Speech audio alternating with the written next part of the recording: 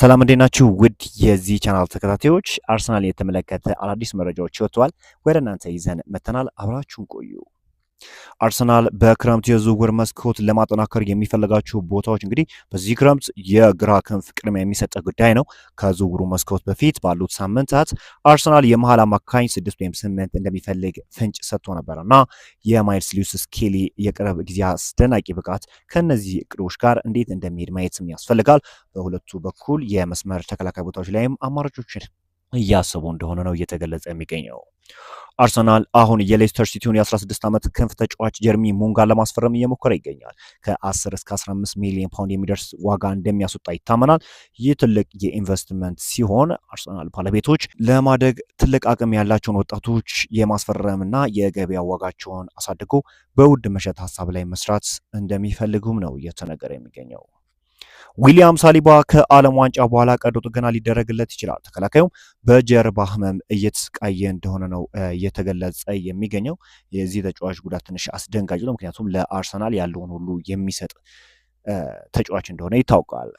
ፋቢዮ ቬራ በሃምቡርግ ለመቆየት ራሱን ውሳኔ አድርጓል ተብሏል። አሁን ጉዳዩ ለሁለቱ ክለቦች ይወሰናል። እስካሁን ድረስ ሃምቡርግና አርሰናል በዋጋ ላይ በጣም የተለያዩ ናቸው። ስምምነት ይደረስበት እንደሆነ በአሁኑ ጊዜ ግልጽ አይደለም። አርሰናል ከ10 እስከ 15 ሚሊዮን ዩሮ የሚደርስ መጠን እየጠየቀ ሲሆን ሃምቡርግ ደግሞ ከ10 ዩሮ በታች ለመክፈል ተዘጋጅተዋል ተብሏል። ፊዮራ በሐምሌ ወር መጀመሪያ ላይ በሃምቡርግ ለመቆየት ወይም ላለመቆየት ውሳኔ ማድረግም ይፈልጋል ተብሏል እና የዚህ ተጫዋች ጉዳይ እንዳበቃ ነው እየተገለጸ የሚገኘው።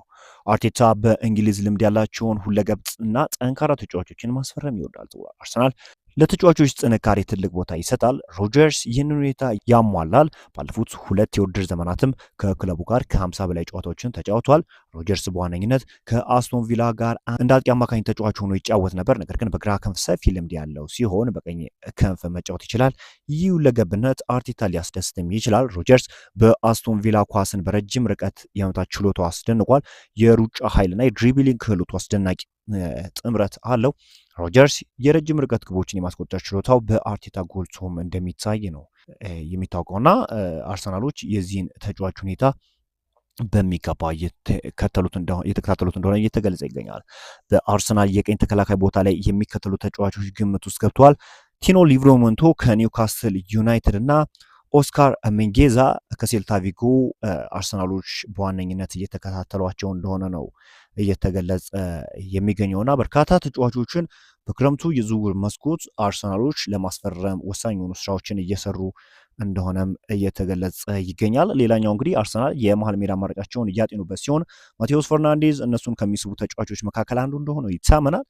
በርካታ ተጫዋቾችን ነው እንግዲህ አርሰናሎች እየተከታተሉ የሚገኘው። በክረምቱ የዝውውር መስኮትም አይሆኑም የሚባሉ ዝውውሮች እንኳን የሚከወኑበት እድል እንዳለ ነው እየተገለጸ የሚገኘው።